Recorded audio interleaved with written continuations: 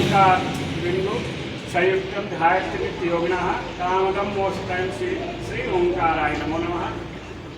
भारत माता और आज हम जो इस संसद में पद शपथ ग्रहण का जो कार्यक्रम कर रहे हैं, इस विद्यालय परिवार के भीष्म पितामह हमारे देवतुल्य प्रधानाचार्य श्रीमान शिवशंकर शर्मा जी, इस विद्यालय की आचार्य बहनें और जिनके निमित्त ये कार्यक्रम हो रहा है, ऐसे सभी हमारे जो शिशु भारती संसद गठित हुई है उसके पदाधिकारी एवं सभी नन्हे मुन्ने भैया बहनों, आप सभी के लिए ये शिशु भारती का जो गठन हुआ है, ये पदाधिकारियों को जो दायित्व मिला है, उसकी बहुत बहुत बधाई।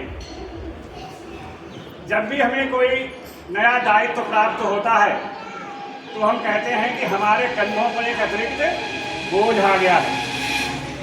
पहले, अब तो नहीं, आप लोगों ने देखा होगा, पहले गांव में जब हम बाजार को चलते थे तो अनाज बहुत सारा जो था वो सिर पे रख लेते या कंधों पे रख लेते थे, तो वजन आ जाता था कंधों पे। या बैल है, बैल के जुआ कंधों पे रखा जाता तो वजन आ जाता।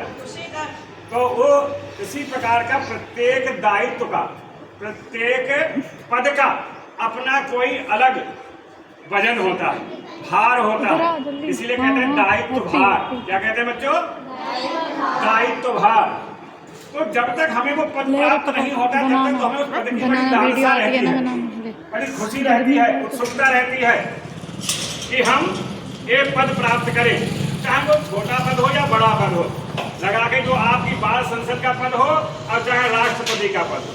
लेकिन जैसे ही जिस दिन उस पद की शपथ कराई जाती है, जैसे अभी आपको कराई गई, उस दिन से ही आपके कंधों पर एक अतिरिक्त दायित्व आ जाता है, भार आ जाता है। जैसे अभी प्रधानाचार्य जी ने आपको बतलाया कि हमारे अमुक भैया अमुक बहन जो है वे बहुत ही कर्मठ हैं, विद्यालय हित में तत्पर रहते हैं, सहयोग करते हैं। तो ये तो आपकी विशेषताएं हैं, लेकिन अब उन विशेषताओं को कसौटी पर खरा उतरना है। अभी तक तो आपके पास कोई दायित्व नहीं था, तो जब दायित्व नहीं था तब तो जैसा करते थे चल जाता था। लेकिन अब आपके पास एक जिम्मेदारी है, जिम्मेदारी दायित्व कहलाती है। तो अब आपको अपने भैया बहनों के साथ वैसा ही तारतम्य रखना है जैसा अभी तक रखा रहते। बातचीत भी करना है, बोलना चालना भी है, प्रेम भी करना है, लेकिन जो अन्य चीजें होती थी वो नहीं करनी है। जैसे लड़ाई झगड़ा नहीं करना है, सहयोग पूरा करना है, चाहे आप उसको अच्छा मानते हो ना मानते हो, लेकिन सहयोग पूरा करना है। विद्यालय हित में हर समय तत्पर रहना है। विद्यालय में जो भी गतिविधियां होती हैं उनका लगा करके आचार्य प्रधानाचार्य के साथ तारतम्य बैठाना है। गांव में कोई कार्यक्रम करना है, वहां जाना है, वहां हमें अपनी बैठक करनी है, संगोष्ठी करनी है। विभिन्न प्रकार के आपके जो है वो दायित्व। आप लोगों ने गत वर्षों में जो आप सभी सीनियर क्लास के भैया बहन जो दायित्वधारी हैं, आप लोगों ने देखा होगा कि जो भैया बहन पहले दायित्व निर्वहन करते रहे हैं, उन्होंने किस प्रकार से निर्वहन किया। मैं मानता हूं कि आप उनसे कई गुना आगे बढ़ करके उस दायित्व को सुंदर ढंग से निर्वहन करेंगे। इसके लिए आपके लिए बहुत बहुत शुभकामनाएं और बहुत बहुत आशीर्वाद। प्रभु आपको संबल दे, वो ताकत दे, वो दृढ़ निश्चय दे, वो बुद्धि दे कि आप अपने दायित्व का ऐसे निर्वहन करें जैसे हमारे माननीय मोदी जी समय देश का कर रहे हैं। कर रहे हैं कि नहीं? इस एक बार हमारे जो सैनिक लड़ रहे हैं सीमा पर, एक बार उनके लिए जोरदार तालियां बजा दीजिएगा।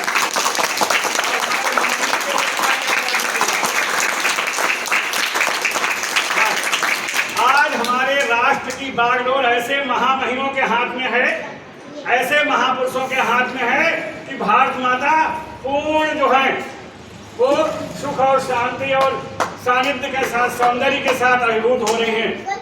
कोई उनका बाल बांका नहीं कहीं से कहीं तक कर सकता। बहुत से लोग कह रहे थे जब करगिल में पहलगांव की घटना हुई तो विरोधियों ने कहना शुरू कर दिया, पता नहीं वो बड़ा काम कब होगा, पता नहीं बड़ा काम कब होगा। लेकिन बड़े काम करने के लिए बड़ा सब मतलब जो है वो प्रक्रिया तैयार की जाती है। देश का मामला है, अंतरराष्ट्रीय स्तर का मामला, ऐसे ही नहीं होगा कि चलो ये लाठी लेके गए, लड़ाई लाके चले गए, हो गया है।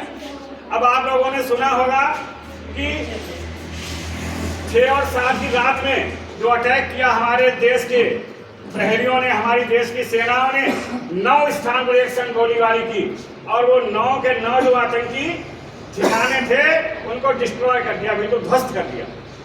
अल्लाह है आपको। और उसके जवाब में पाकिस्तान ने जो हमारे ऊपर कार्रवाई की, हमारे देश के ऊपर जब कार्रवाई की, तो हमारे यहाँ का जो एंटी ड्रोन सिस्टम था, मतलब जो उनके सारी मिसाइलों को नष्ट करने वाला था, वो सब के सब नष्ट हो गए। एक भी आकर के यहाँ पर अपना निशाना नहीं लगा पाए।